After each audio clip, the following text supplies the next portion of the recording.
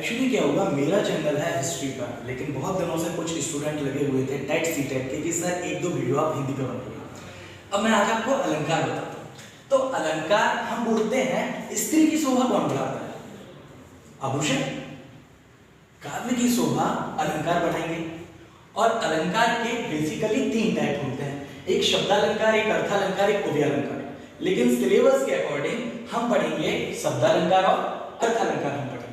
अब जब बात करते हैं यहाँ शब्दालंकार की, तो शब्दालंकार में आते हैं 3 पार्ट, अनुप्रास, यमक और श्लेष।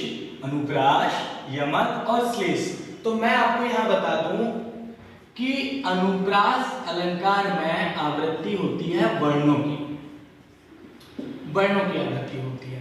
अब किसी ने बोला, चारु चंद्र की चंचल किरणें खेल रही थी जलथल में, स्वच्छ चांदनी बिछी हुई है अवनी और अंबरतल में।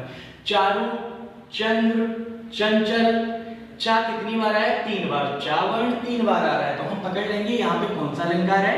अनुप्रास है। मैंने कहा तरनी तनुजा तट तमाल तरुवर बहु छाए। तरनी तनुजा तट तमाल, ता कितने बार आ रहा है? 4 बार। हमने देखा कि यहाँ पे ता की आवृत्ति हो रही है, मतलब अनुप्रास है। अगला हम आएंगे यमक अलंकार। यमक में यहाँ पे वर्णों की आवृत्ति थी, यहाँ पे एक शब्द 2 बार आएगा और दोनों बार अर्थ अलग अलग होंगे। एक शब्द 2 बार आएगा और दोनों बार अर्थ अलग अलग होंगे। मैंने लिखा कनक कनकते 100 गुनी, कनक कनकते 100 गुनी, मादकता अधिकाय, ई खाए बोरायनर, ई पाए बोराय। कनक कनकते 100 गुनी, मादकता अधिकाय, ई खाए बोरायनर, ई पाए बोराय। एक कनक का मतलब हो गया यहाँ पे सोना, और एक का हो गया धतूरा।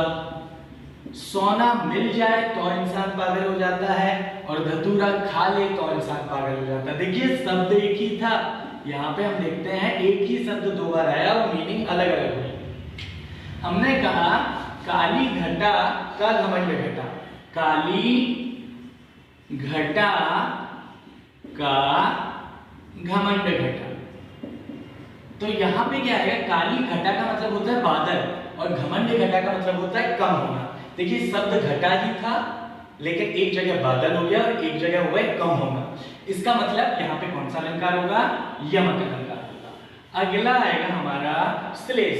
श्लेष का मतलब होता है चिपचिपा। एक शब्द में कई अर्थ जब चिपके हों तो वहां पे अलंकार होगा श्लेष अलंकार। अब इसकी हम बात करें तो हम लिखते हैं रहीमन पानी राखिए, रहीमन पानी राखिए, बिन पानी सब सून, पानी बिना न उबरे, मोती मानुष चून। अब यहाँ पर देखिए पानी शब्द की मीनिंग देखिए, रहीमन पानी राखिए, बिन पानी सब सून, पानी बिना न उबरे, मोती मानुष चून। तो पानी की मीनिंग मोती के लिए क्या? सीपी में जब तक पानी नहीं जाएगा मोती नहीं बनेगा। मानुष मतलब स्वाभिमान, इंसान के अंदर पानी होना आवश्यक है, मतलब स्वाभिमान होना आवश्यक है। चूना, चूने में जब तक पानी नहीं डालोगे इसकी क्वालिटी पता नहीं चलेगी। इसका मतलब पानी का अर्थ 3 जगह अलग अलग निकला। तो एक शब्द के एक से अधिक अर्थ अगर निकल रहे हैं तो समझ जाए यहाँ पे श्लेष अलंकार है। अब दोस्तों हम आगे बढ़ेंगे अर्थालंकार की तरफ। जब हम अर्थालंकार की बात करेंगे तो यहाँ पर भेद आते हैं उपमा, रूपक, उत्प्रेक्षा, अतिशयोक्ति, अन्योक्ति और मानवीकरण। तो सबसे पहले हम उठाएंगे उपमा। उपमा अलंकार उठाएं। उपमा का मतलब होता है किसी को उपमा देना, मतलब किसी की तुलना करना। मैंने बोला पीपर पात सरिसमन डोला, मन कैसा डोला? पीपर के पत्ते जैसा डोला। मन कैसा डोला? मन कैसा डोला? पीपर के पत्ते जैसा डोला। मतलब मन की तुलना किससे हो गई? पीपर के पत्ते से हो गई। मतलब जब 2 लोगों में तुलना की जाए तो वहां पे कौन सा अलंकार होगा? उपमा अलंकार होगा।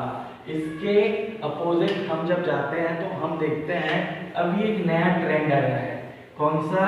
बाबू का और सोना का। अब ये ट्रेंड क्या करता है? यहाँ पे लड़के का नाम XYZ जो भी है, यहाँ पे लड़की का नाम XYZ जो भी है, लेकिन एक बोलता है उसको बाबू और एक क्या बोलेगा? सोना बोलेगा। नाम कुछ और है, हम नाम कुछ और बुलाते हैं। यहाँ पर उपमा अलंकार जाता है। अब बात आती है रूपक अलंकार की। रूपक में उपमेय में उपमान की तुलना ना करके मान लिया जाता है। मैंने लिखा हरिपद कोमल कमल, वहां पे हमने बोला था पीपल के पत्ते समान डोला, लेकिन यहाँ पे हरि के पद क्या हो गए, कोमल कमल से हो गए, कोमल कमल हो गए। मतलब हमने मान लिया कि हरि के जो चरण है वो कमल है, तो यहाँ पे कौन सा होगा, रूपक होगा। उत्प्रेक्षा की अगर हम बात करें तो उत्प्रेक्षा में हम ये देखते हैं जहां पर जनु, जानो, मनु, मानो, जनहु, मनहु ऐसे शब्द आ जाए तो समझ जाए यहाँ उत्प्रेक्षा है। कैसे वो मैं बता दूं। सिर कटा था उसका, सिर कटा था उसका, मानो अरुण सा लाल। हमने यहाँ कुछ नहीं देखा, हमने क्या देखा, मैंने कहा था जहाँ जनु, जानो, मनु, मानो, जनहु, मनहु आ जाए वहां पे उत्प्रेक्षा अलंकार होगा। हमने यहाँ पे मानो लिखा, यहाँ पे क्या आ जाएगा, उत्प्रेक्षा अलंकार आ जाएगा। अब हम इन तीनों की तुलना करते हैं। देखिए तुलना करते हैं, इसको आप गलत जगह नहीं ले जाएंगे। हम तीनों की तुलना करके और लाइन लिखते हैं। मेरी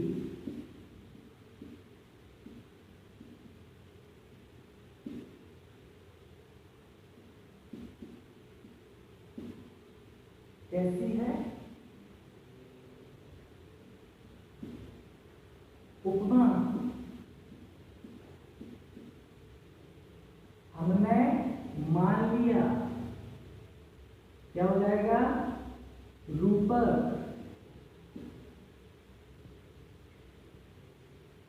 अब हमने चेंज कर दिया,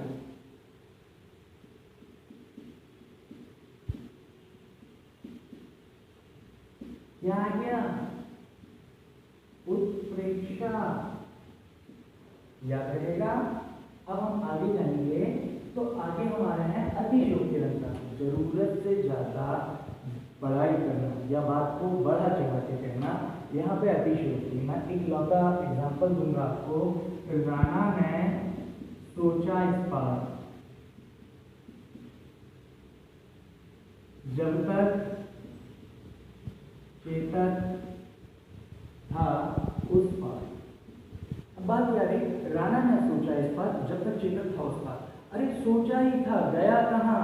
अति से ज्यादा जब तारीफ हो जाए, बढ़ा चढ़ाकर जब कोई बात की जाए, वहां पे अतिशयोक्ति होगा। हनुमान की पूंछ में लगन न पाई आग, लंका सारी जल गई, गए निशाचर भाग। अब यहाँ पे क्या बात आती है, जब पूंछ में आग लगी ही नहीं थी तो लंका में आग कैसे लग गई। ये चीजें जब बड़ा चढ़ा की बात की जाए तो वहां होता है अतिशयोक्ति अलंकार। अगला आता है अन्योक्ति अलंकार। जब हम इसकी बात करते हैं तो यहाँ पे हम ये देखते हैं कि किसी दूसरे की दशा देखकर अपनी दशा का जब वर्णन किया जाता है तो वहां पे अन्योक्ति आता है। मैंने लिखा माली आवत देखकर कलियन करे पुकार, कलियन करे पुकार, फूले फूले ले गो, फूले फूले ले गो, कल हमारी बात। माली आवत देखकर कलियन करे पुकार, फूले फूले ले गो, कल हमारी बात। इसका मतलब माली को आता हुआ देखकर कलियां आपस में बात करती हैं कि जो कलियां फूल गई, मतलब जो कलियां फूल बन गई, उनको तोड़ के माली ले गया है। कल हम फूल बन जाएंगे, माली हमें तोड़ के ले जाएगा। किसी दूसरे की दशा देखकर जब हम खुद का वर्णन करते हैं वहां पे अन्योक्ति अलंकार हो जाता है। अगले अलंकार और अंतिम अलंकार की बात कर रहे हैं तो मानवीकरण। मानवीकरण को हम छोटे से शब्दों में अगर देखें तो उन कल्पनाओं की वर्णन करना जो मानवों में होती है वो मानवीय अलंकार कहता है।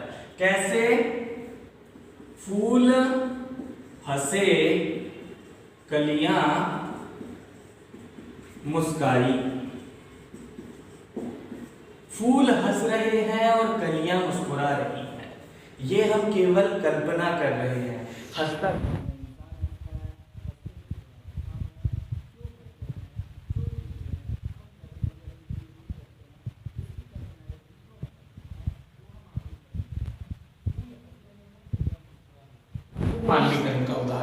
तो दोस्तों अगर आपको वीडियो पसंद आए तो लाइक करें, शेयर करें, सब्सक्राइब करें। धन्यवाद दोस्तों।